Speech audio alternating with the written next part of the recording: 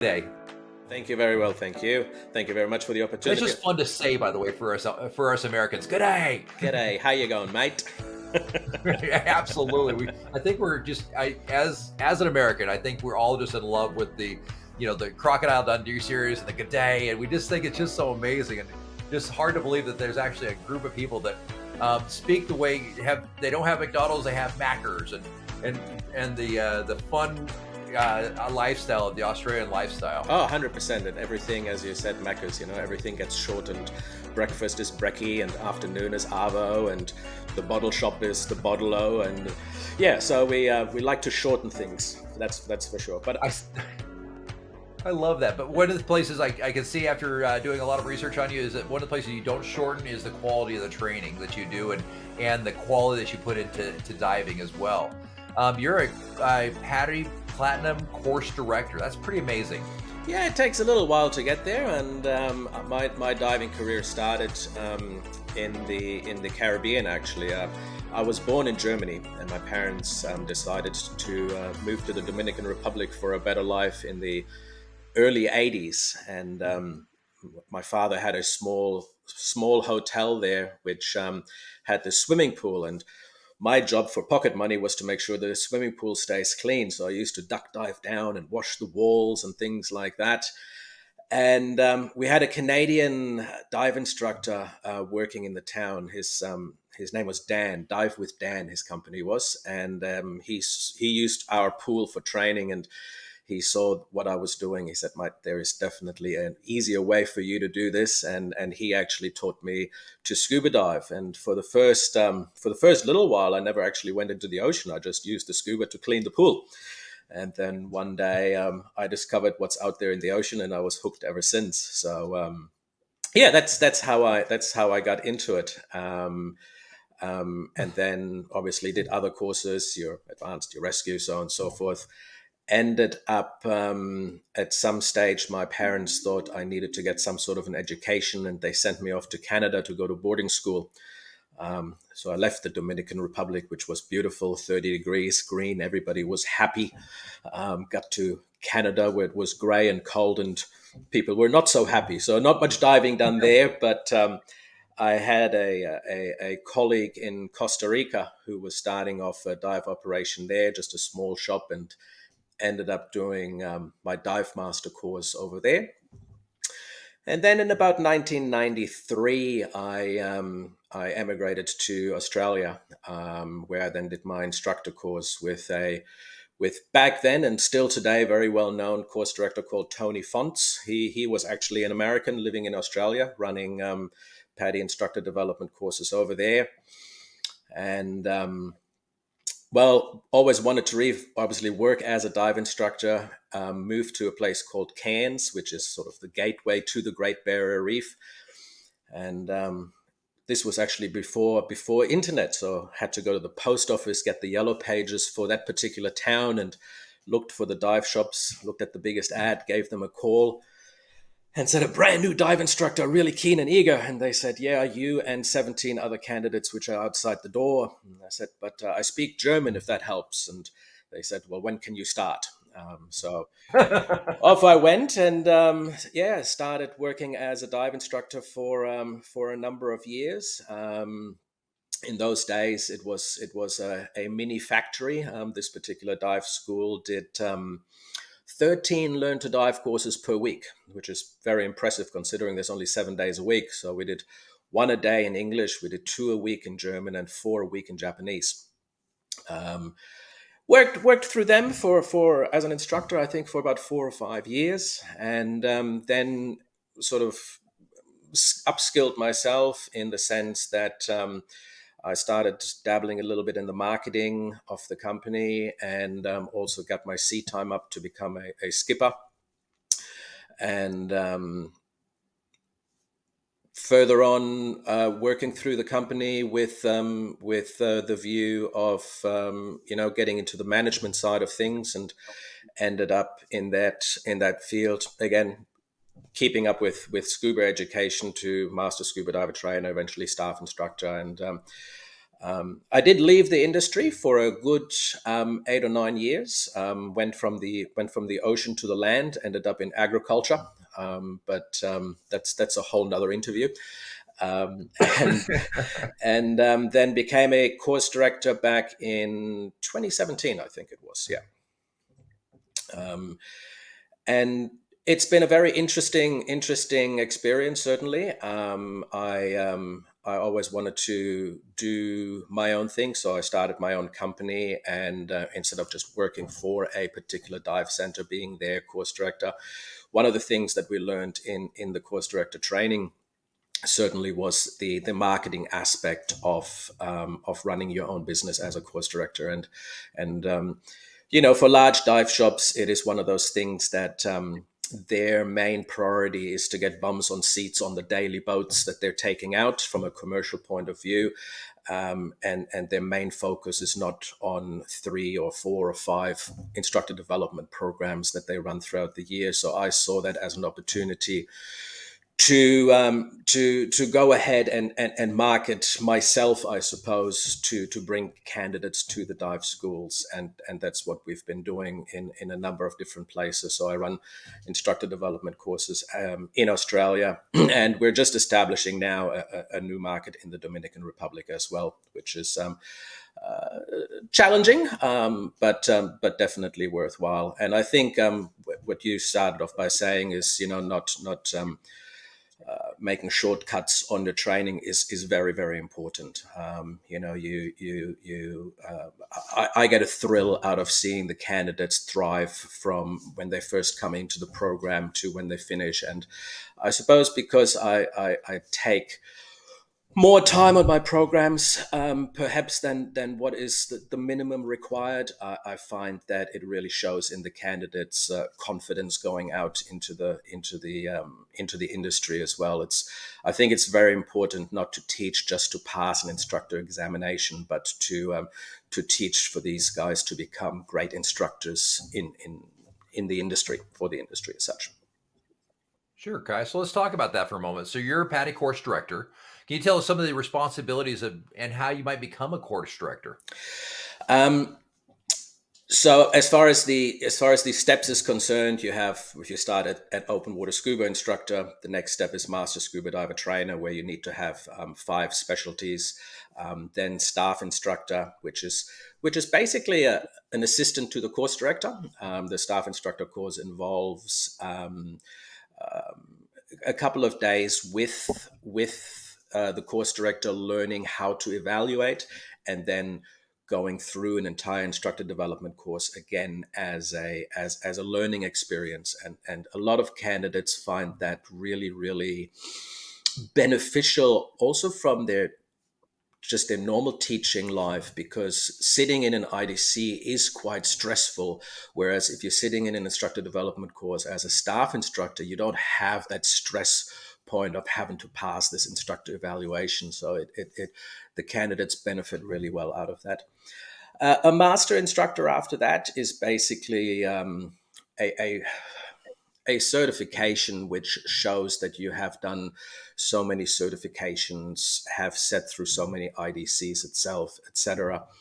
And then becomes course director school. Yeah, there's 2 programs per year that PADI does. One is in the Caribbean, one is in Southeast Asia. They take about 45 candidates per program, and it's an application process. So not everybody gets in. You have to be associated with a dive school. You have to write a business plan on how you are planning to use your new qualification as a course director, because it's important for the training organizations to not just flood the market with course directors. That doesn't do anybody any service. And so they want to make sure that you are successful in doing that. And obviously there is consulting afterwards. If you didn't make it in the first program, what you need to do. They might look at your business plan and say, look, where you're going with this, we don't think it's necessarily the best avenue to go through, maybe change things around. And there certainly is feedback from the training organizations as well to make sure that you do succeed. And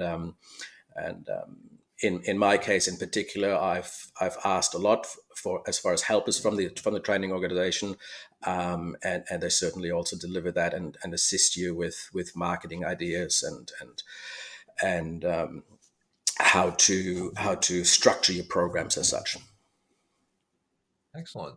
So, what are you've trained thousands of instructor candidates through the process? What are some of the key characteristics you look for in aspiring dive instructors? Attitude. We can teach how to do perfect trim in the water, perfect demonstration quality. We can teach them the physics, the physiology. We can teach them how to teach the recreational dive planner, that little blue card that tells you how deep you're allowed to go and how long you're allowed to stay there for, which we still need to use and teach these days. But what we can't teach is attitude. Bringing the right frame of mind to the job every day. And I think that is so vitally important, because scuba diving obviously has inherent risks, and so your attitude for good judgment calls and things like that has to be there on spot every single day. Scuba diving in its sense is a safe activity because we make it a safe activity because of the judgment calls that we make and the rules and regulations and the procedures we have in place. But if you don't have the right attitude towards that, from a safety point of view is one thing, and certainly also from an enjoyment for your students as well. We are in an industry that teaches people how to learn scuba diving, but to a degree, we're also there for these people to have, especially when it comes to the open water course, a fun experience. So to a degree, we're also somewhat entertainers. And so you have to really juggle that entertainment with good judgment, with safety, and that all revolves about your attitude and what you bring to the day when you're showing up for work. Fair enough. So, the instructor development course can be really challenging. What advice do you have for candidates to effectively prepare for this course and increase their chances of success? Um, Prepare. I find, unfortunately, that dive theory is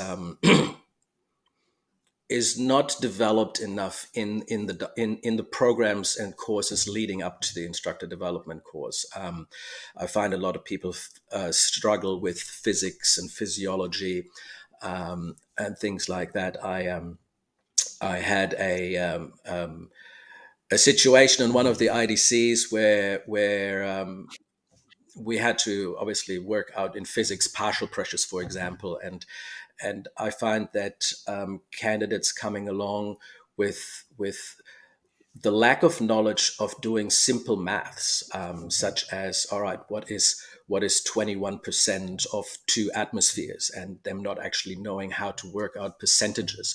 So there's a number of ways how to prepare for the theory side of things. Many course directors, including myself, we will have mock exams that we will send to our candidates beforehand. We actually have an e-learning platform that goes through all the diving theory again, and then in the actual training materials itself, there are a number of practice sessions, like a knowledge workbook which they can go through. So as far as that's concerned, if your theory is not where it needs to be, prepare on theory. If you don't have that much experience as far as working in the industry and working with real students is concerned, and you are looking potentially at bettering your skills that you have to demonstrate, whether it be simple things like mask removal and replacement, or regulator recovery, or hovering, neutral buoyancy, then find a pool, get into the pool, and practice those skills. There's 24 skills on the skill circuit, and come to the IDC with having practiced those skills. It is quite.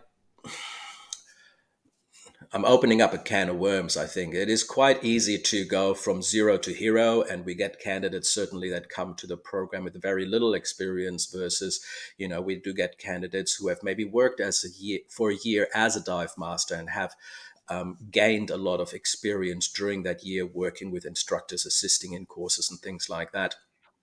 So yeah, if you are that candidate who wants to strive to go into the instructor development course without having much experience, yeah, speak to your course director and see where you can prepare best, and so yeah, so I would suggest the two places where you're looking for is making sure that theory is up to speed, because you don't really have that much time to cram study during your instructor development course, and ask your course director to maybe send you a mock exam before you even start so that you can see where you're up to.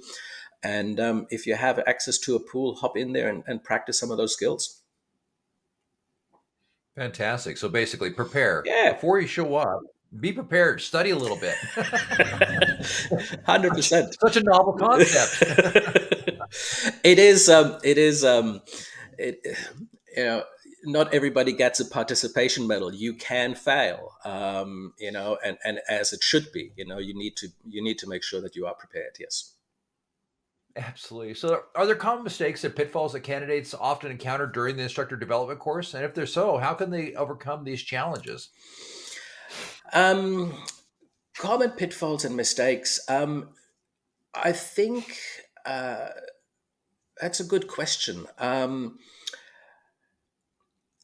Common mistakes people make, I think, is not taking the actual practical sessions serious enough and realizing that what they need to do here is be in control of their class. I We're taking people underwater in an environment that they cannot breathe. It's like taking somebody into outer space. You're taking into somewhere in a foreign environment where they cannot breathe. So making sure that you do have that control. I always tell my instructor candidates that the fact that you're going to be instructor allows you now to be in the personal space of your students. If you're too far away, and you need to react to something, then you're not positioned yourself right. During the IDC, we role play. So your other fellow candidates are going to role play to be your open water class or your advanced class or whatever it is that you're teaching at the time. And so, we assign problems to those students to see how the instructor candidate will deal with those particular problems. An example for that would be, for example, let's take mask clearing. Instead of blowing out of their nose, they'll blow out of their mouth and they can't clear their mask. So that's what we look for. Now, how is the instructor candidate going to deal with that situation and rectify the problem? So yeah. So to answer your question, the pitfalls there are: pay attention, take it serious, and learn from your fellow candidates as well. I have had IDCs with smaller numbers. I really loved to teach instructor development courses with 6 or 7 or 8 candidates, simply because of the fact the camaraderie that gets built in those larger classes, and the candidates learning from other candidates and learning from their mistakes makes it a better program, in my view, than those smaller classes. Fantastic. If you had to pick 3 skills to focus on before your IDC students show up, what are the 3 biggest things that they could focus on that would help guarantee their success? Neutral buoyancy, and neutral buoyancy. Oh my heck! Yeah, I would agree with that. Yeah, it's really interesting.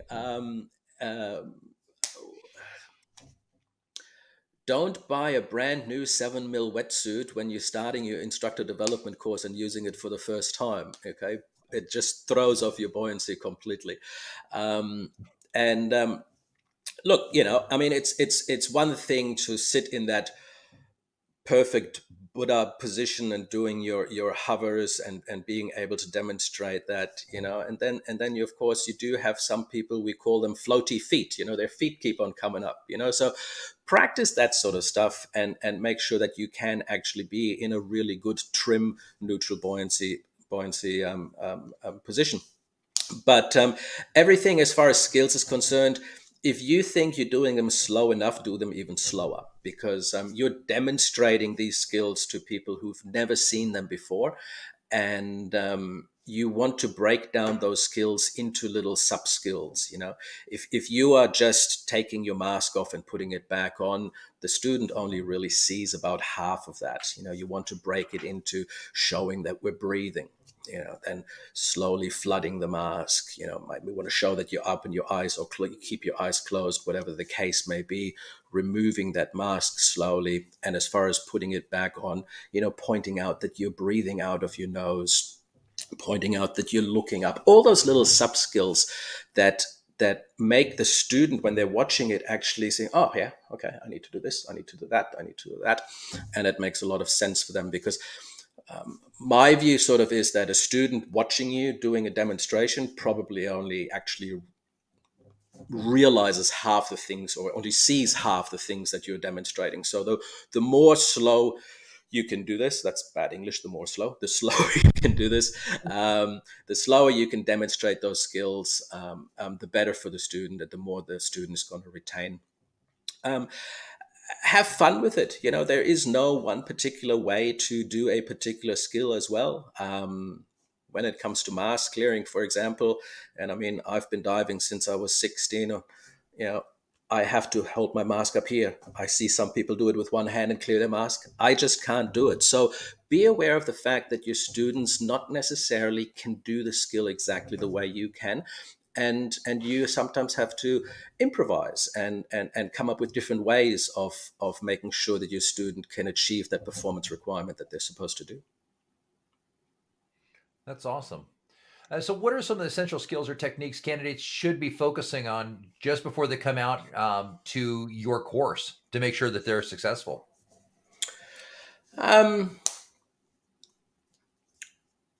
Specific skills and techniques. I think again, important that you're not trying to rush coming into this thinking that you know everything. Come in with an open mind, and be a sponge. Learn as much as you can. There are little things throughout the instructor development course that your fellow candidates may do, and you see, oh, that's an interesting way to do it. I've never thought about it doing this way. I think the best example there I have is when I teach. I find that the biggest problem when it comes to clearing their mask is concerned, people are having difficulty controlling breathing out of their nose instead of out of their mouth in order to clear that mask. And one of the things that I teach, for example, before we even do this skill, I say to my students, okay, breathe in through your mouth, and now I want you to breathe out through your nose. And you'll see that in 90% of all students, they will keep their mouth closed and then exhale out of their nose. And then I say to them, okay, let's do this again, but this time breathe in through your mouth, keep your mouth open because you have a regulator in your mouth, and breathe out of your nose. And they have to do something in the back of their throat in order to clear that mask. And that little exercise itself just is going to make life so much easier when you're teaching the skill to people who've never done this before. So to answer your question, coming into the IDC, yeah, be open-minded. Not everything is necessarily the best way that you've done it in the past. Learn from your mistakes. Have a look at how other candidates do things, and see there's not just one way to do a particular skill or how to teach something. And I suppose that also comes into teaching in the classroom. If a candidate is struggling understanding a particular concept, let's say with physics or physiology or the recreational dive planner, for instance, the way I explain it to you, all of a sudden somebody else explains the exact same concept, just using different wording, terminology, turning it all around. All of a sudden, it is clearer, and we grasp that concept. And I myself have had that many times in especially when teaching theory, where I'm explaining something to a student and it just, for whatever reason, just doesn't click. And then I'll have like a staff instructor say, look, think about it this way. How about you do X, Y, Z? And then all of a sudden, oh, yeah, that makes sense. Now I understand. So, yeah, be open minded. Open-minded is a huge task for most. It's not like any instructor or candidate that's ever been opinionated, have they? It's my way and only my way. There's a lot of that, absolutely. And I think that's one of the biggest concerns that I have, or one of the things I push hardest in the industry is we need to be open-minded to outside ideas that are not our own, and be willing to share our own ideas as well as embrace others. I think so. That's a huge piece of advice right there. So communication also plays a vital role in teaching diving skills. What tips can you offer candidates to improve their communication ability effectively and convey that information to their students more easily? Talk slowly, talk clearly. If Look, it really depends where you're teaching as well. I've been very blessed in the fact that I taught in tourist environments where in a class I might have had somebody from Spain, somebody from France, somebody from Germany, and somebody from England.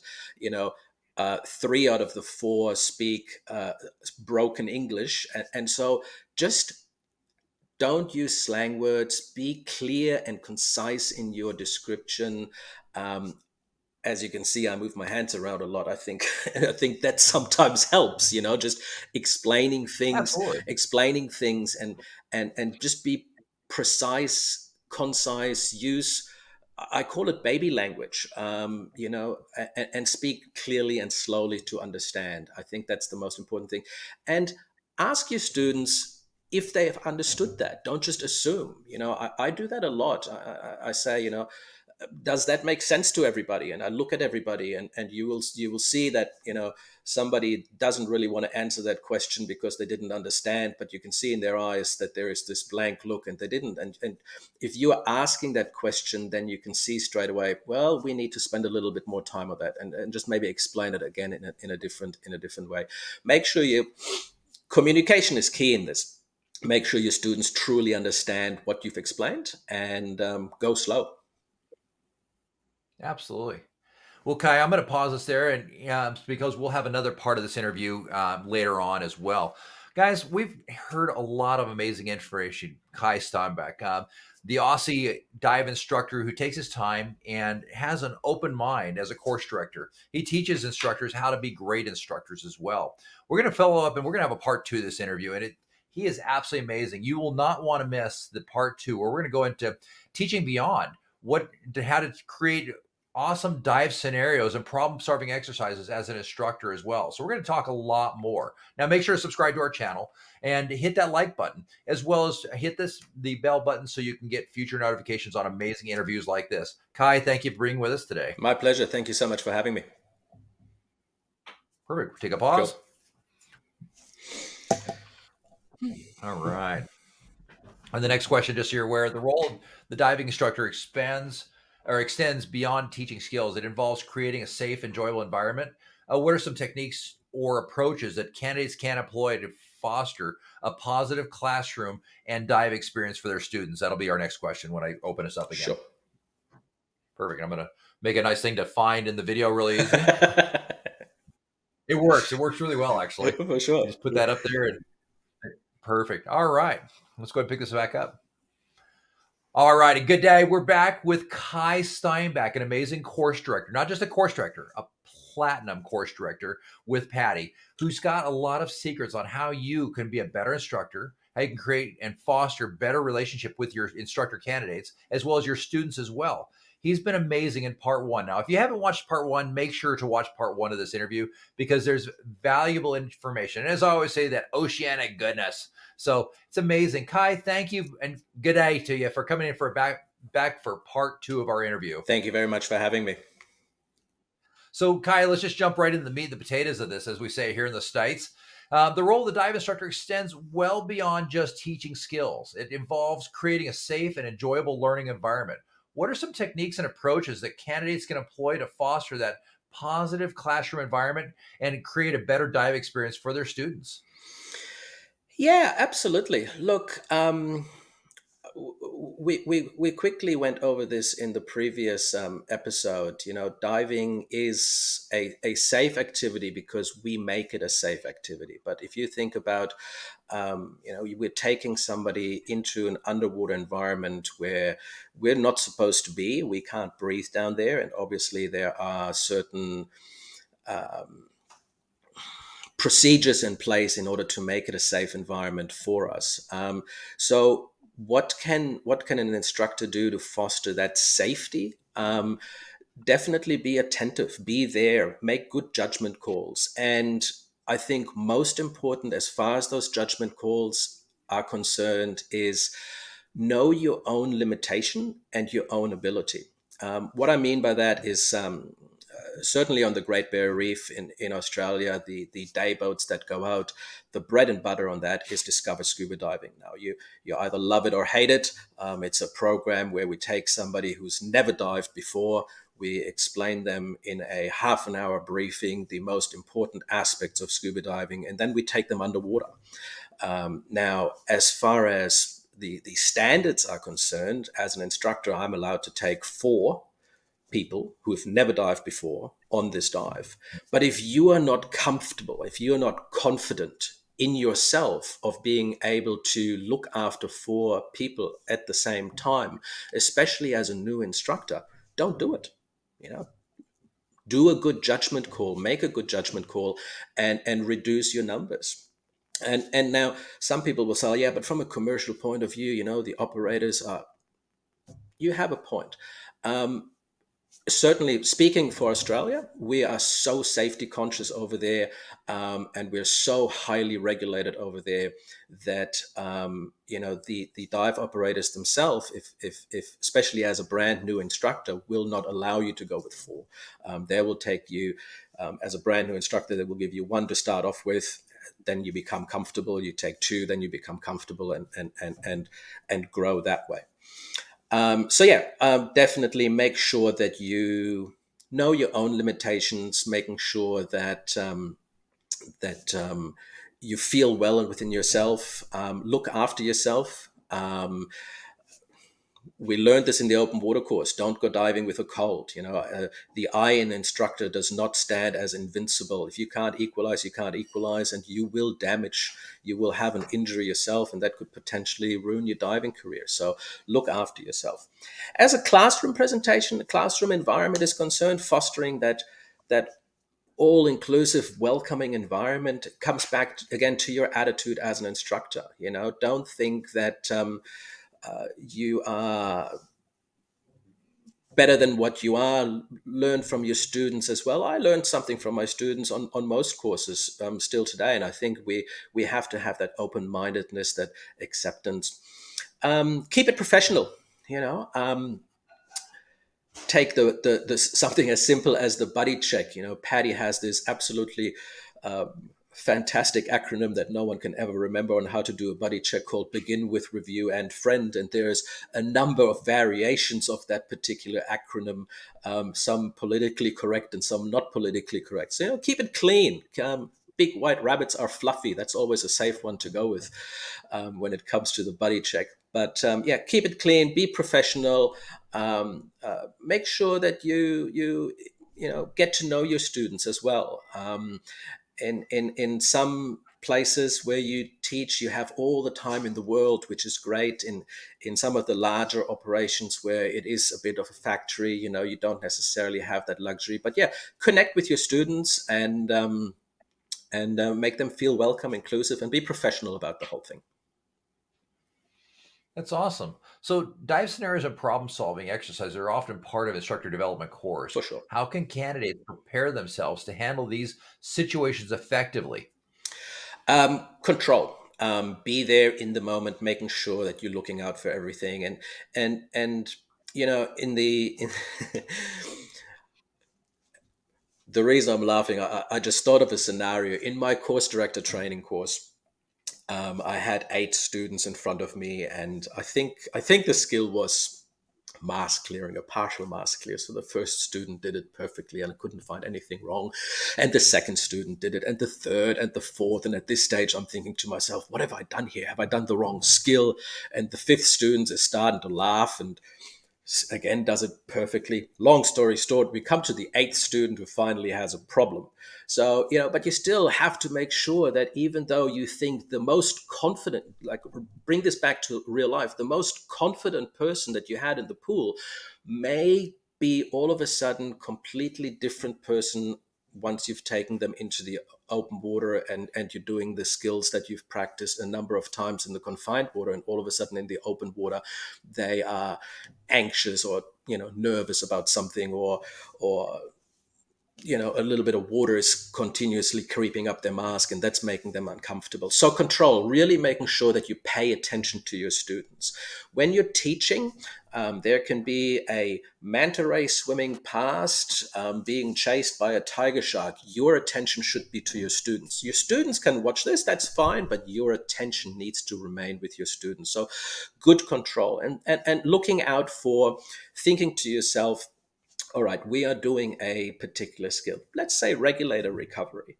Think in advance what problems could possibly occur here.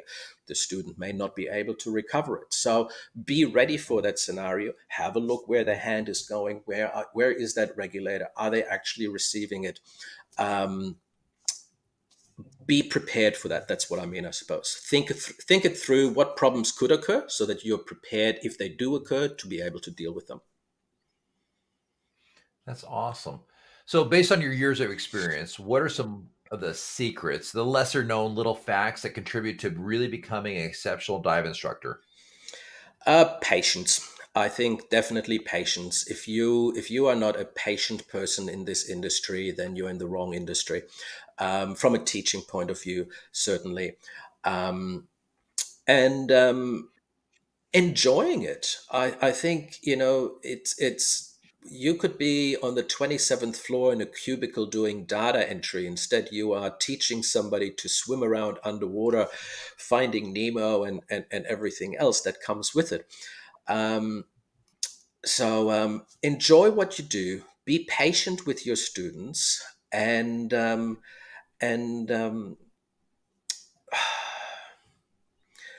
don't take anything for granted. Always be attentive and be the best dive instructor you can be. Bring your A game every single day and enjoy what you do, because it's a privilege to be able to do this. It's not necessarily a right to be able to do this. I always think to myself, I've been in the dive industry for most of my life. I did once move off to a far land away called corporate landia, which I didn't enjoy all that much. I made a significant lot more money, but my enjoyment of life was also nowhere near as what it is now. And I love what I do. I love teaching people and seeing their eyes light up the first time they even see the tiniest little fish swim past. So if you're a people person and you enjoy what you're doing, be patient with your students, you will be a successful instructor, I believe. That's awesome. Now let's dig into just a little bit deeper. So there's always these little skill scenarios that we learn from other instructors for some of the specialties like rescue or deep. Can you give us a couple examples, some of off the book skills that you like to teach for like deep diving and for pool skills for rescue? Oh, for sure. I love taking little surprises on the advanced course when we're going on that deep dive scenario. And one of the things that I do is, if it's just an open water course, I will show them a nice, big, thick truss tomato before we go down. And then when we're underwater, I bring out a little cherry tomato, and they think that the pressure has reduced the size of the tomato. Or another good one is for the instructor development course, and I always do this when we do our deep dive specialty, is we talk about how when things are under pressure, they heat up. And I say to them, all right, so what we're going to do is we're going to take an egg underwater to 30 meters, 90 feet. And the pressure of the water as it increases, at 30 meters, we have 4 atmosphere of pressure. That's obviously going to create heat. and it's going to. What do you think is going to happen to the egg? And they, well, nothing. So okay, well, let's have a look. So of course I've boiled an egg the night before, and that's the egg that I bring with me. Then underwater, I crack this egg open, and believe me or not, and this person, if she does see this interview, then she will laugh. When we came back up, she goes, "Now look, I've got a master's degree." And I don't understand how this works. Can you please explain? It doesn't make any sense to me. How did this egg actually boil? And I said, well, darling, last night I put a pot on the stove, put some water in it. So yeah, you know, if you're convincing enough, you can actually get away with these sort of things. But yeah, Oh my have heck. fun with your students. You know, when we're teaching rescue. Um, I only found out recently, about 6 months ago, and I'm sure your viewers are familiar with the cartoon Baby Shark. Baby shark, Yes. do do do do do. Well, that is the exact same rhythm in order to do compressions as well. So you know you can do the Baby Shark theme song in your CPR training for the rhythm in order to get the rhythm right. But look, as far as the rescue is concerned, yeah, just have again, it can be such a, you don't want to make it a scary scenario. You want it to be serious, but nonetheless, you can still have a little bit fun with it as well. Obviously, one of the scenarios that we practice over and over and over again is from the rescue exercise number 7, where you have an unconscious diver at the surface, and you know attract attention. You flip them over. You start removing their equipment whilst you ventilating them, and you know, every so often, have a candidate swim up to them and attract attention, and you just lift your head up and say, "Yes, what's going on?" Or if you have that unconscious diver at the bottom of the ocean, which you have to lift up, you know, the student is supposed to come and you know, wave their hand under it, under your mask, to make sure that you're not looking at a nudibranch or something like that, and you just turn around and say, "Yes, what can I do for you?" Yeah. So yeah. Learn from talk to other instructors, just like we're doing here, you know, and get some of those tips and tricks to make your programs fun as well. I think it's important that as dive instructors, we're not just dive instructors, and I don't want to call us entertainers, but to a degree we are as well. We want to make sure that the class is enjoying themselves. If you're having a fun environment where everybody's enjoying themselves, you will learn so much better than in this serious, let's call it, you know, what the way we learned to dive maybe in the 1950s and 1960s, military style. You have to walk, you know, for 2 kilometers with all of your equipment on.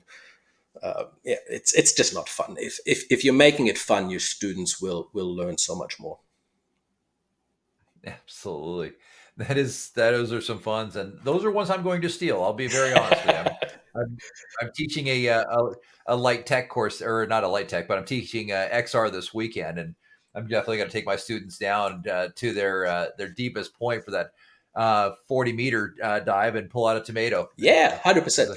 The other good one is, like, if you get like you can get like a chocolate bar, let's say a Snickers bar, which is original size like that, and then you can get a little miniature one.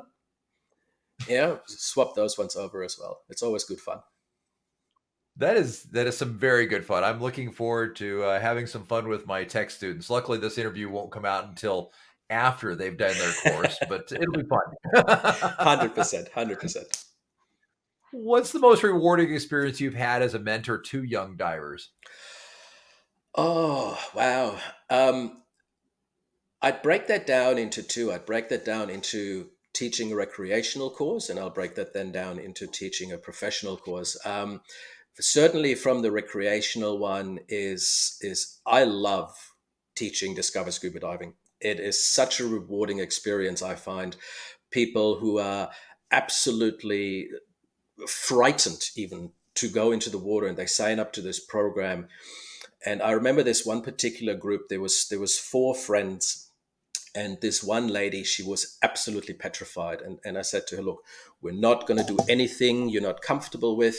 And if you do not want to do this, you do not have to do this. We're not forcing you to anything. So when it came to getting the four into the water, this particular person sat at the edge of the boat and she said, no, no, I'm not doing this. No, I'm not doing this. I said, not a problem at all.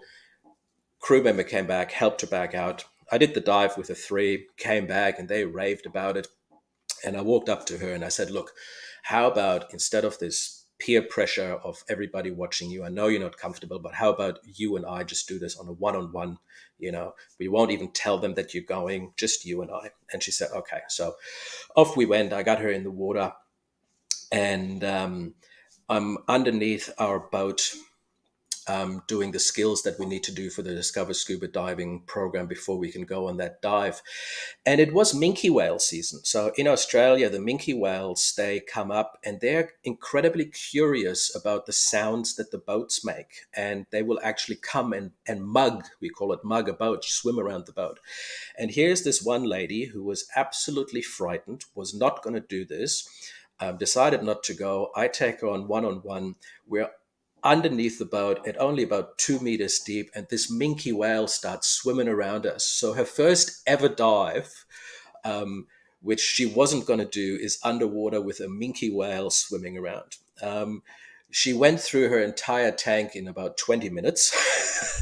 And when we came back up, she ripped her mask off and she started screaming. And I thought to myself, oh my God, what's wrong?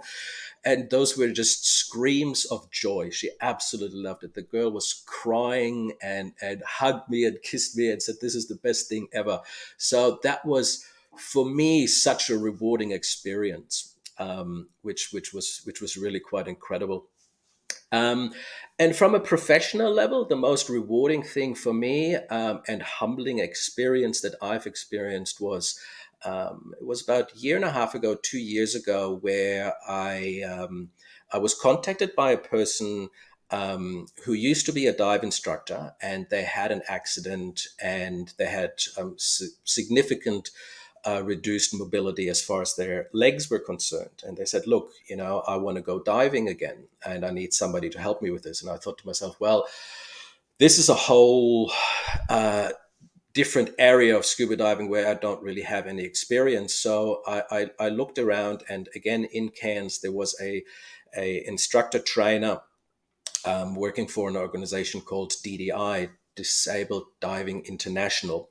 And so I did the instructor course with her in order to be able to teach disabled divers. And she has a very good friend who is in a wheelchair, and he comes out whenever she has a candidate to do this course. And I still get goosebumps to this date when I think about doing the course with this particular gentleman and how rewarding it was for me to see someone like him at our level again. And I mean that in the utmost respectful way, but being able to swim around with us, being all of a sudden no longer in this chair.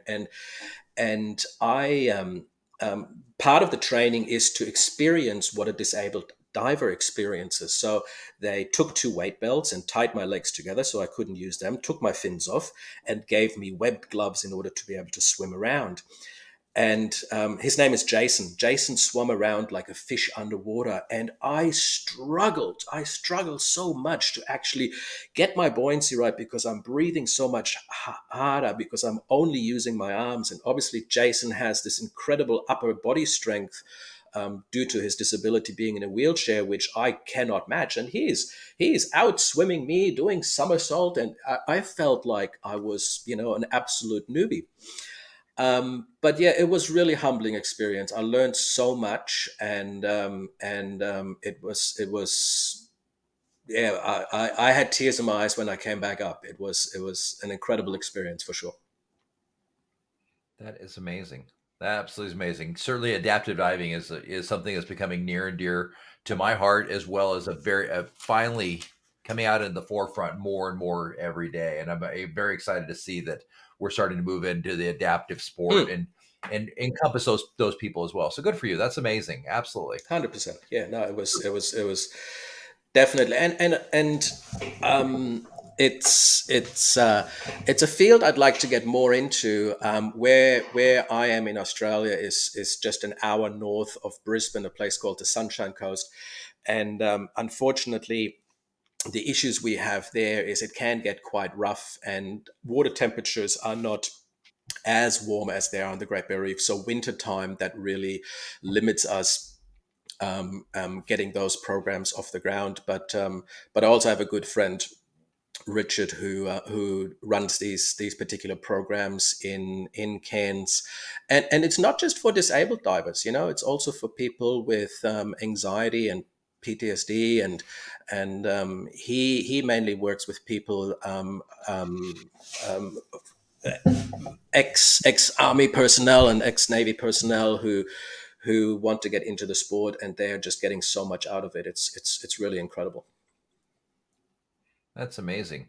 So what are the biggest changes you've seen coming down in the scuba industry over the years since you've been a course director and just coming in the industry period? Yep. I think, and I'm in two minds about whether it's a good thing or a bad thing. Technology certainly has evolved tremendously as far as teaching diving is concerned. I started way back when we didn't have dive computers, and we actually had to use tables and plan out every single dive that we had to do, instead of just jumping in the water and, oh yeah, I can still stay here. So I think the fact that we in the learn to dive courses, whilst yes, you can still teach the tables, but you don't have to anymore. You can just teach on computer. I think that's a bit of a shame. Um, E-learning has evolved, and when I first started teaching, we had to present the entire curriculum from start to finish. We had to go through the entire dive theory, everything there was, and nowadays students can do all that theory before they come to the courses themselves, which is great from the perspective in time saving and not spending your time on holidays, for example, in a classroom. Um, but I think there's a lot to be said for actually learning this from an instructor face to face. The e-learning has also made its way into the instructor development course. We used to say that prior to the e-learning, it was death by PowerPoint during the dive theory and the curriculum as such that needs to be presented. So a big chunk of that has been taken out so that you are presenting this curriculum, or you're not even presenting it. The student does the e-learning at home before they arrive. Um, which has allowed us to concentrate or spend more time on dry scenarios or dry workshops and things like that, and probably spend more time in the water with the candidates. Um, Another thing that has come out now, and this is really as a result of COVID, was that in the instructor development course, the curriculum that the course director needs to present um, has been not changed, but has been made available to us to be able to present it online. And this is not e-learning, so this is one-on-one. Just like we are talking here now, you have a course director on the other side of the screen, and we go through the curriculum as such. And I've used that a fair bit with a company called Scuba Dive Online, where we present the curriculum for the IDC over 8 3-hour sessions at a time specific that is convenient for the candidate. And then the candidate only has to attend the actual, what we call in-water portions of the IDC. So when it comes to, doing your instructor development course, for example, um, uh, my programs run over 2 weeks. It's a full 2-week program that I normally teach, but which really means that if somebody wants to do it, they almost have to take 3 weeks off work. So by being able to reduce that 2-week program to say about an 8-day program, it becomes more accessible to people who might still be working full time, and being able just to take, a week and a half off in order to complete their instructor development course. So technology has definitely come a long way as far as teaching is concerned. Um, some good, some bad. I still think everybody should learn the dive tables. I think it's a good background on how to do it. I'm not sure which training agency you came through with, but do you remember the PADI wheel? I do, as a matter of fact. I thought it was an absolute marvel of engineering, how somebody actually figured out all those little curvatures and how to do it. And I remember a particular instructor who used to work in the Caribbean. He told me the story of that they had a group come over from the UK, and they were all from this British sub aqua club, and they dove to their tables.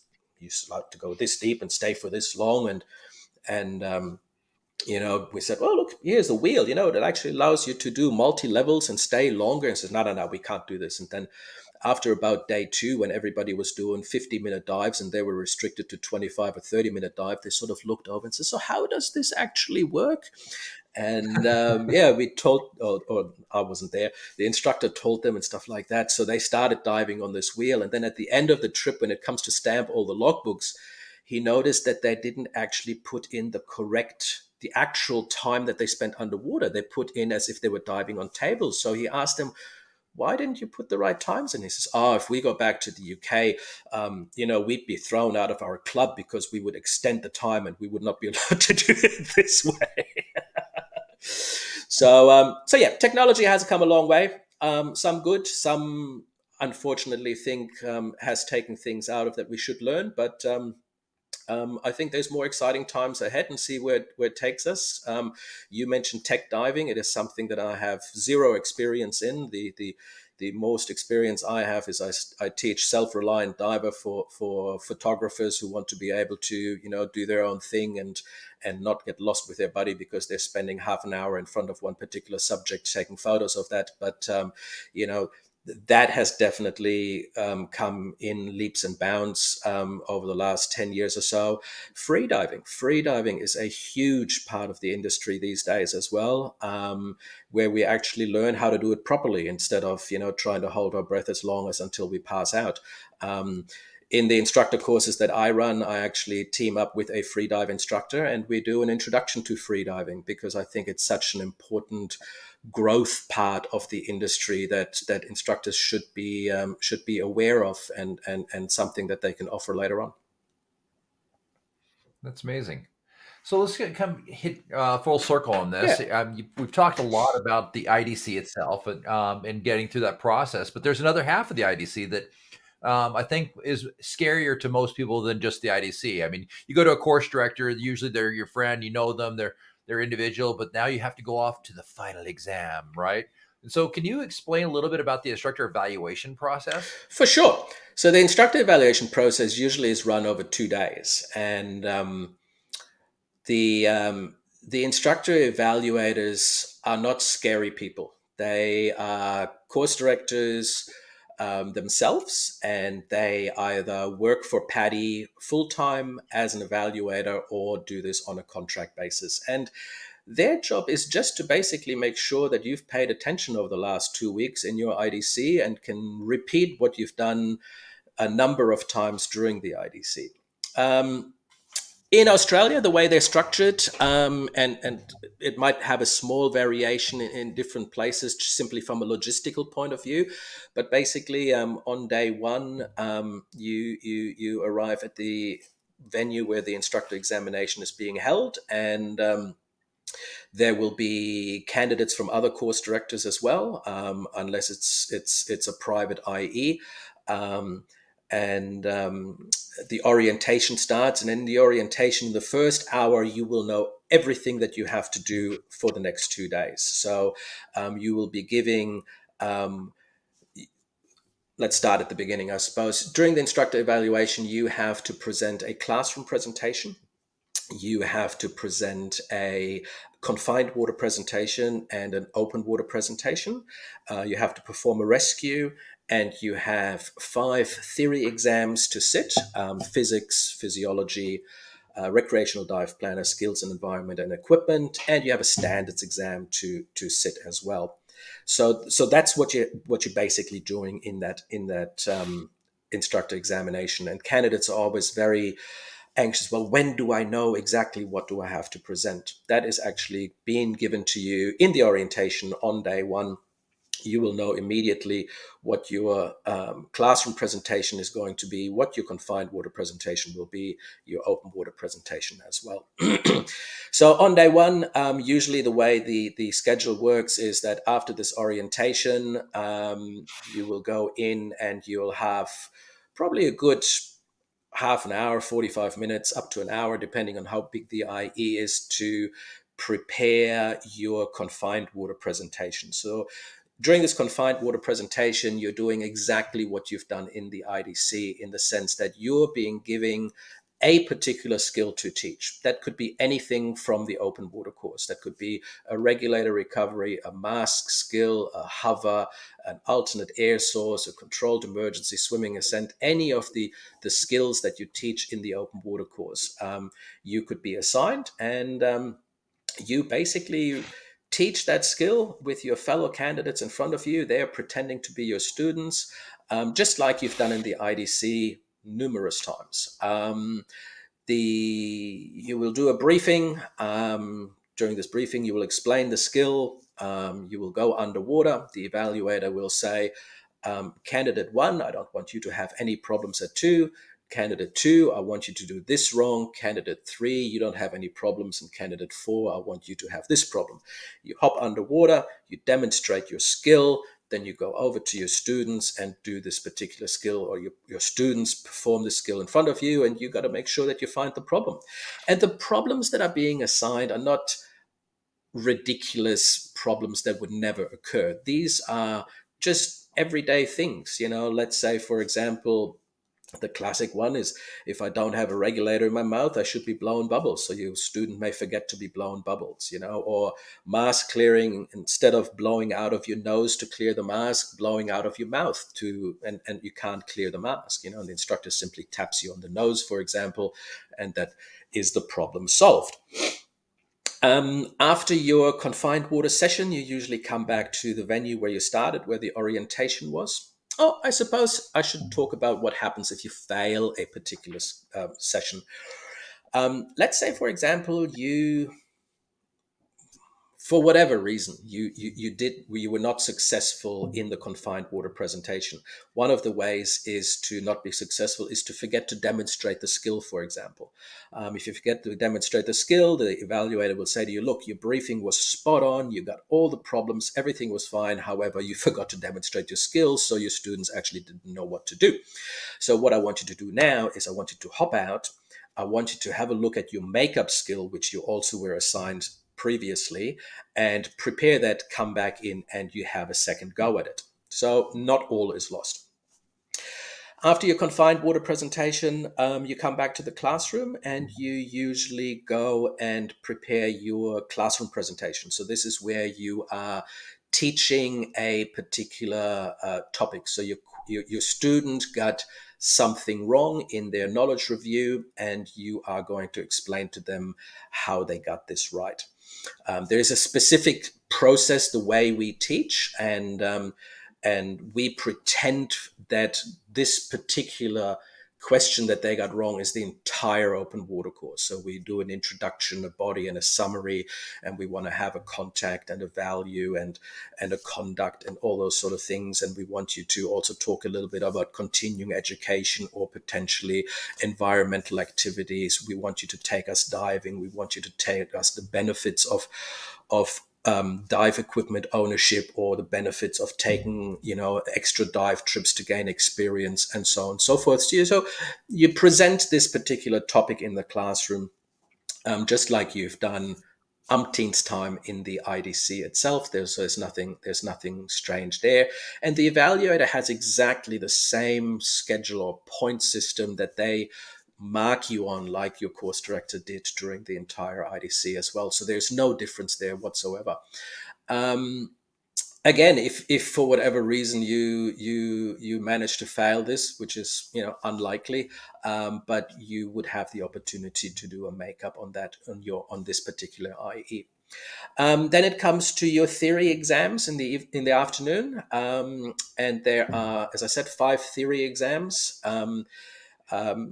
You need to pass them with at least 75%, and there's a standards exam which is open book. So we do not expect you to memorize the entire instructor manual, but throughout the IDC you learn where to find the answers for particular questions so that you know how to use the manual. So all the answers that you're looking for in your book. If you were unsuccessful in one theory exam, you get to do a makeup. If you're unsuccessful in 2 theory exams, you would be unsuccessful for that particular IE, and you would have to repeat just the theory exam session of the instructor examination, not the confined water, not the open water. The standards exam, there is no makeup because it is open book. You have all the answers there in front of you, should be able to find them. And then usually on the second day is the open water. So the open water consists of you teaching 2 skills, and those particular skills could be anything from open water course all the way through to dive master course, anything that they would like to assign to you. So you might, for example, teach a regulator recovery from the open water course and how to use a lifting device, a lift bag, as your second skill. So your students magically graduate from open water to advanced whilst you're underwater teaching them. Again, you've done this a number of times throughout your IDC. Nothing is any different. You have a rescue to do at the surface, which is from PADI Rescue Course exercise number 7. You have an unconscious diver at the surface, where you're looking at the approach, turning them over, establishing positive buoyancy, making sure you open the airway, look, listen, feel, calling for help, and then whilst you're ventilating, towing them back to the boat, you are removing their dive equipment. And that's in a nutshell is the IE. There is nothing new. There is nothing different. And I always tell my candidates before they go into the IE, this is not the time to change anything from the way you've done it over the past 2 weeks. It is exactly the same. Don't buy yourself any new equipment or new wetsuit and try it out on the IE. That is a very bad idea. That is, well, that's just a good life lesson in general, that jumping into the open water environment and new gear without testing in the pool first is just not a brilliant idea to start 100%, with. So 100%. then take it to a critical level where you're actually having to perform at a high level is definitely not brilliant either. So, well, how about this? What are 2 hacks that you've learned that increase success of the ITC evaluation? 2 hacks that increase the success in the IE evaluation. Follow your slates. You get, as part of your instructor kit, you get these plastic slates which actually have a skill preparation slate on it, where you have everything written down for you, which you obviously fill in the blanks for your particular skill. Use those slates. You paid an awful lot of money for them. Once you have 5-10 years experience and you have memorized it all, by all means, if you think you can wing it. But in the IE, that's not where to wing it. Use the material that we have available for you to teach with to their fullest. And as the second hack definitely would be, make sure you read all the questions and all the answers in your theory exams thoroughly. Don't rush through it. You have plenty of time. Sometimes answer A is correct and you tick answer A straight away and move on. But if you had gone to answer B, you see that that's correct too, and C is correct too, and D says all of the above.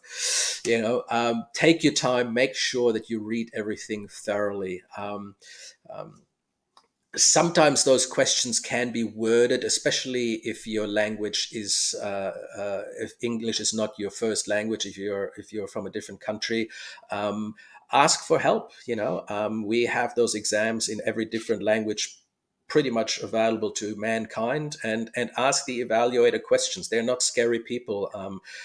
If you do not understand a particular question, raise your hand. They'll come over and say, "Look, I just don't understand this. Can you actually tell me the same question just with different words?" And they will do that for you. That's certainly part and parcel of it. There's no quota to fail anybody. We want to make sure that everybody passes and give them the best success. So if you don't understand something, ask. That's a great advice overall. So finally, Kai, what advice do you have for divers that want to advance their careers in the diving industry? Do it for the right reasons. Be passionate about it. If you want to become a dive instructor, you know, you see, especially if you're looking on social media, these comments. Oh yeah, become a dive instructor, and you're going to work for pittance, and you're never going to make any money out of this, and things like that. And I say to that, that's not quite true. It really depends on you and where you want to take this. I'm 52 and I'm a dive instructor, and I have a mortgage which I can pay. It's possible to make a career out of this.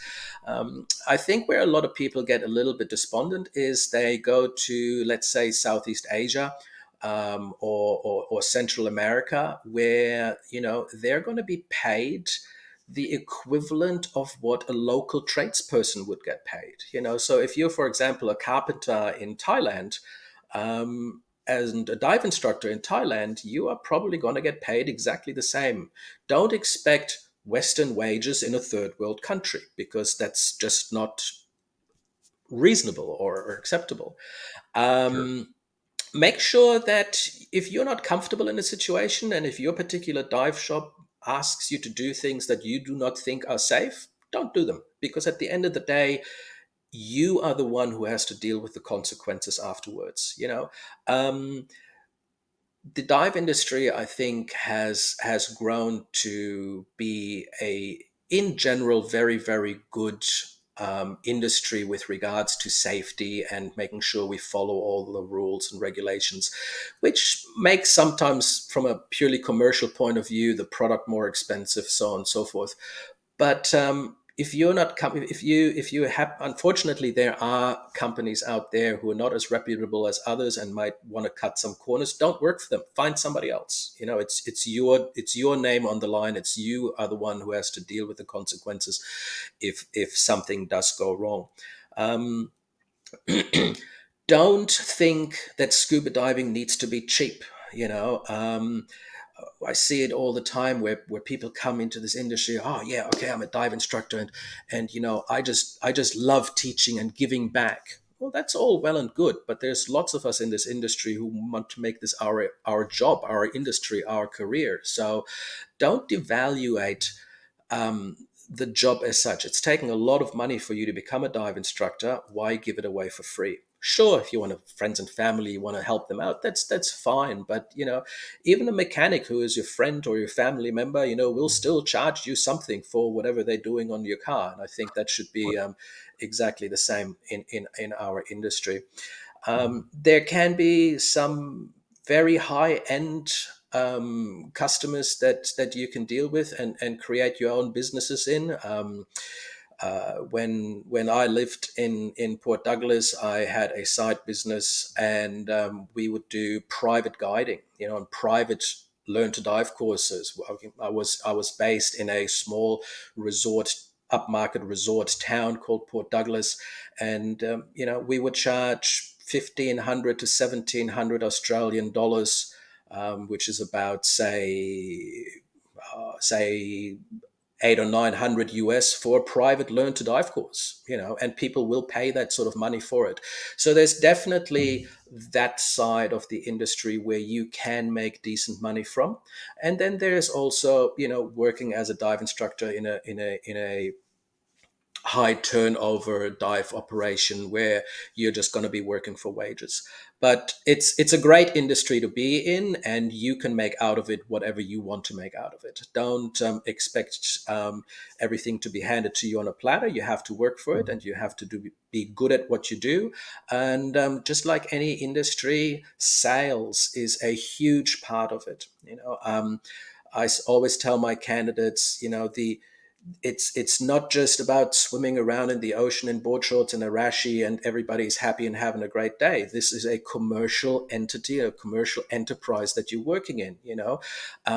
If you teach a learn to dive course in our dive school, and let's say you had 8 students and 6 turn around and sign up for the advanced course because of you on selling them that, then you're the one who's going to teach the open water course again next week, versus the instructor who comes back and had a great time with their students and everybody was happy, just like the previous person, but none of them sign up to the advanced course. Same thing with gear sales. A lot of people say, "Oh yeah, but I'm so anti-sales and I don't really know how to do it and I don't like it. It's too pushy." And I think, it depends on the situation. From an open water perspective, I have no issue at all. And I believe it's the right thing that every open water student should own their own mask. You don't have to sell them a full set of equipment, but they should own their own mask. It's such a visual sport. It's comfortable. It's your mask, so on and so forth. I don't expect you to sell them a dive computer on an open water level, but be in it for the right reasons. Make sure you are profitable for your dive center, because at the end of the day, yes, it's a fun industry, but it is still a commercial entity, and we all have rent to pay. Absolutely. Well, thank you, Kai. That's been a very informative interview, and I appreciate you greatly. So if I want to come take an IDC with you, how do we do that? Diveinstructor.info. That's the best way to contact me. It is a gateway to my website for Australia, also the website for the Caribbean. But if you go to diveinstructor.info, the link to the other websites for Australia and the Dominican Republic are there. By all means, check us out. If you want to contact me via email, it's kai@diveinstructor.com.au. And find me on Facebook, IDC with Kai, and I'll come up pretty much everywhere. There we go. Awesome, Kai. Thank you so much. Well, there you have it. Kai, the amazing IDC Platinum Course Director with PADI, teaching us all the secrets of how we can be better instructors, how we can make it through the IDC or just become an instructor, how to survive the big bad evaluation.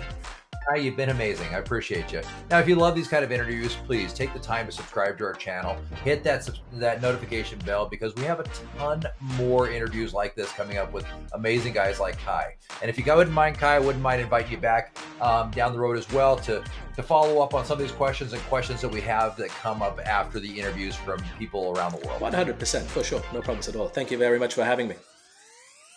Kai, thank you. And you have a wonderful day. You too.